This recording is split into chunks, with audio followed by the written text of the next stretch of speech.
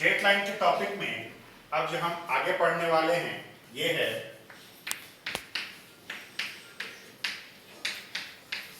Intercept of a line. Intercept of a line का मतलब होता है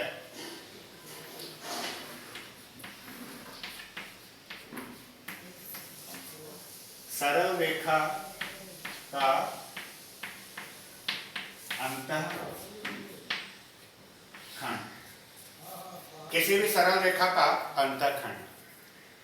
आखिर ये इंटरसेप्ट अंतःखंड होता क्या है? मान लीजिए ये हमारा एक्स एक्सिस है और ये हमारा वाई एक्सिस है। एक्स एक्सिस और वाई एक्सिस के ऊपर अगर हम कोई लाइन को खींचें, हमने मान लीजिए एक लाइन खींच दिया।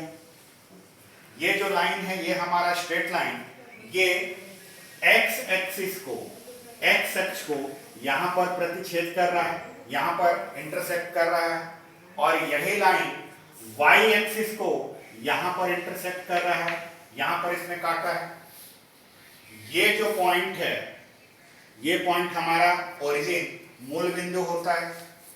अब ध्यान से देखिए, ये जो हमारा स्ट्रेट लाइन है, ये स्ट्रेट लाइन एक्स एक्सिस को जिस जगह पर जाके काटा है, ओरिजिन से इस जगह का ये वाला जो दूरी है, ये दूरी कहलाता है इंटरसेप्ट। इंटरसेप्ट मतलब अंतःखंड। ये इंटरसेप्ट एक्स एक्सिस का इंटरसेप्ट कहलाएगा। ठीक इसी तरह से यहां से लेकर यहां तक जो है, इसे भी हम इंटरसेप्ट ही कहेंगे। ये भी हमारा अंतःखंड ही है, लेकिन ये अंतःखंड वाई एक्सिस का है, ये वाई अक्ष का अंतःखंड है।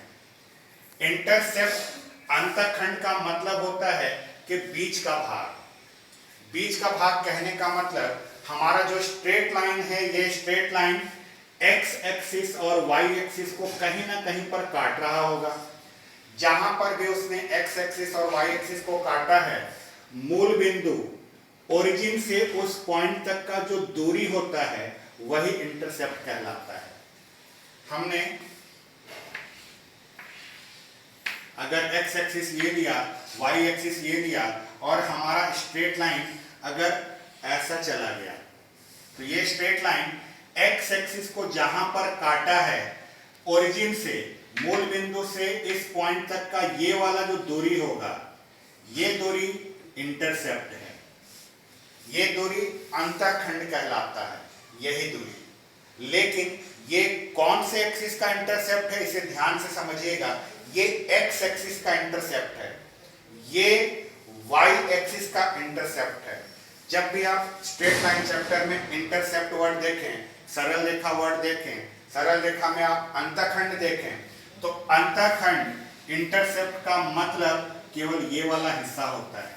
यानी हमारा स्ट्रेट लाइन एक्स एक्सिस और वाई एक्सिस को किस जगह पर काटा है, उस पॉइंट का ओरिजिन से दूरी।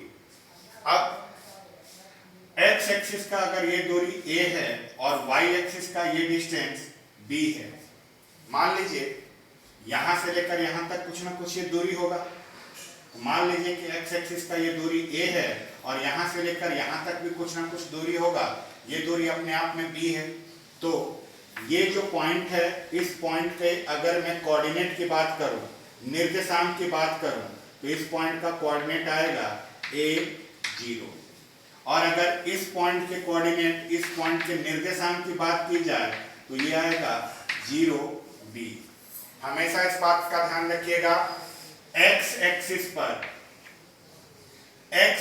पर अगर कोई भी पॉइंट ले लिया गया तो उस पॉइंट में केवल x की वैल्यू आएगी, y की वैल्यू अपने आप में 0 रहती है। और ठीक इसी तरह y एक्सिस, y अक्ष पर हम कहीं पर भी रहें, अगर y एक्सिस पर मैंने कोई पॉइंट ले लिया तो इसमें x एक्सिस का वैल्यू 0 रहेगा।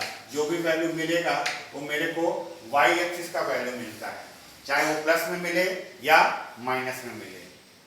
इसके बाद इंटरसेप्ट को समझने के बाद जरा आप समझिए, हम अब निकालने वाले हैं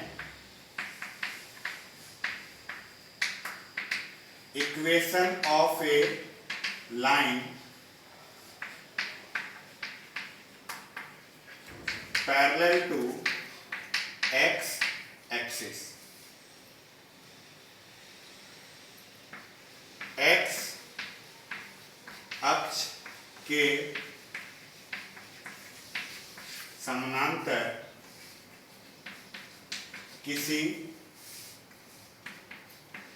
रेखा का समीकरण। सबसे पहले समझते हैं कि आखिर ये होता क्या है। मान लीजिए ये हमारा एक्स एक्सिस है और ये हमारा वाई एक्सिस। हम जैसे बात कर रहे हैं कि हम इक्वेशन निकालने वाले हैं ऐसे लाइन का जो कि एक्स एक्सिस के पैरेलल है। हम समीकरण निकालने वाले हैं ऐसी रेखा का जो एक्स अक्ष के समानांतर है। अगर आप इस डायग्राम में देखें तो एक्स अक्ष हमारा ये है। इस एक्स अक्ष के समानांतर, इस एक्स अक्ष के पैरेलल अगर कोई आप लाइन खींचना चाहें तो आपके पास दो रास्ते हैं। या तो आप इस एक्स एक्सिस के ऊपर कोई लाइन खींच सकते हैं या इस एक्स एक्सिस के नीचे कोई लाइन खींच सकते हैं जिससे कि ये उसके पैरेलल हो सके। दोनों परिस्थितियों में हम समझते हैं। पहले मान लीजिए कि आपने ऐसा एक लाइन खींच दिया। ये लाइन अपने आप में एक्स एक्सिस के पैरेलल है। ये अगर अपने आप में एक्स एक्सिस के पैरेलल है तो जरा सोचिए, मैं अगर यहां पर एक पॉइंट ले लूं तो इस पॉइंट पर मैं अगर x की वैल्यू और y की वैल्यू निकालना चाहूं, या मोटे तौर पर अगर मैं ऐसा बोलूं कि मुझे इस बिंदु का, इस पॉइंट का कोऑर्डिनेट जानना है, निर्देशांक जानना है, तो यहां पर जो इसका निर्देशांक होगा, इसमें यहां पर जो x का वैल्यू आ रहा होगा वो x का वैल्यू मैं यहां लिखने वाला हूं। y का वैल्यू जो है इसका, यहां पर जो y का वैल्यू होगा वही आएगा। मान लीजिए आपने यहां पर एक पॉइंट लिया। अगर आप इस वाले पॉइंट का कोऑर्डिनेट, इस वाले पॉइंट का निर्देशांक देखें तो इस वाले पॉइंट का कोऑर्डिनेट के लिए आपका जो x का वैल्यू यहां होगा वो आप x का वैल्यू यहां रखने वाले हैं। y का वैल्यू जो है वापस आपका यही वाला मिलेगा। अगर आपने यहां पर कोई पॉइंट लिया, यहां पर किस पॉइंट के बारे में सोचिए। अगर आप यहां के पॉइंट के कोऑर्डिनेट को लिखना चाहें तो यहां का पॉइंट का कोऑर्डिनेट, यहां से जो x की वैल्यू आएगी वो आप यहां पर लिखने वाले हैं। y की वैल्यू, यहां पर जो आप y का वैल्यू था यही y का वैल्यू आप यहां लिखने वाले हैं। हमने यहां पर तीन अलग अलग पॉइंट्स लिए, तीन अलग अलग बिंदु लिए। तीनों पॉइंट्स में आप एक चीज ध्यान से समझिए, तीनों पॉइंट्स में x की वैल्यू जो है वो चेंज हो रही थी। तीनों पॉइंट्स में x की वैल्यू चेंज हो रही थी, लेकिन y की वैल्यू हर जगह वही सेम थी।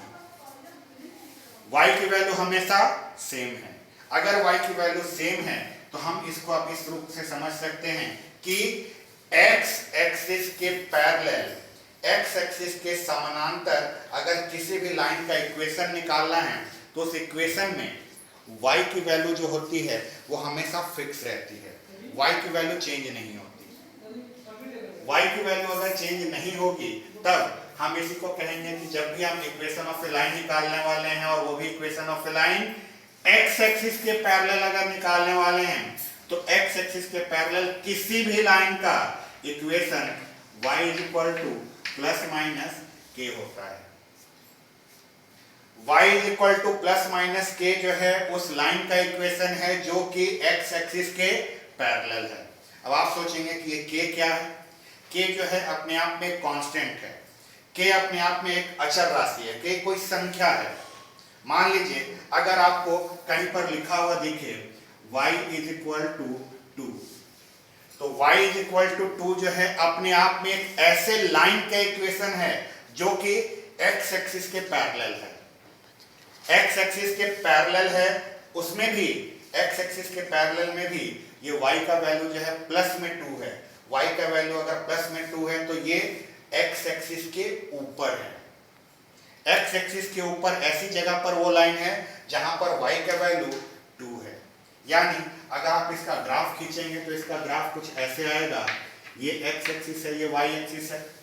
यहाँ पर सोचिए y इज इक्वल टू 1 होगा, यहाँ पर y इज इक्वल टू 2 होगा, यानी y इज इक्वल टू 2 जो है हमारे एक ऐसा लाइन होगा जो कि यहाँ से जा रहा हो।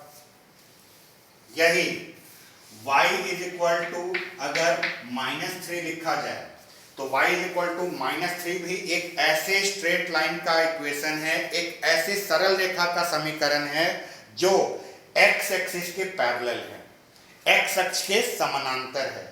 लेकिन x अक्ष के समानांतर में y की वैल्यू अगर माइनस में है तो इसका मतलब कि ये x एक्सिस के नीचे होगा। कैसे होगा? डायग्राम देखिए, ये अगर आपका x एक्सिस है और ये अगर आपका y एक्सिस है, जरा सोचिए, ये जो y एक्सिस है, ये y एक्सिस यहाँ पर -1 होगा, यहाँ पर -2 होगा, यहाँ पर -3 होगा। यहाँ पर अगर -3 है तो y इज इक्वल टू -3 का मतलब यहाँ पर से पास होने वाला एक स्ट्रेट लाइन है। ये स्ट्रेट लाइन x एक्सिस के पैरेलल है और इसी का इक्वेशन है y इज इक्वल टू -3। आप हमेशा इस बात को याद रखें कि y is equal two plus हो या माइनस हो, y is equal two plus minus के साथ अगर कोई नंबर लिखा हुआ है जैसा कि ये या ये, तो ये अपने आप में एक ऐसे लाइन को बता देगा, ऐसे लाइन को रिप्रेजेंट करता है जो कि x एक्सिस के पैरेलल है। अगर y की वैल्यू प्लस में है तो हमारा लाइन x एक्सिस के ऊपर होगा, y की वैल्यू अगर माइनस में है तो हमारा लाइन x एक्सिस के नीचे होगा, लेकिन होगा वो पैरेलल, समानांतर।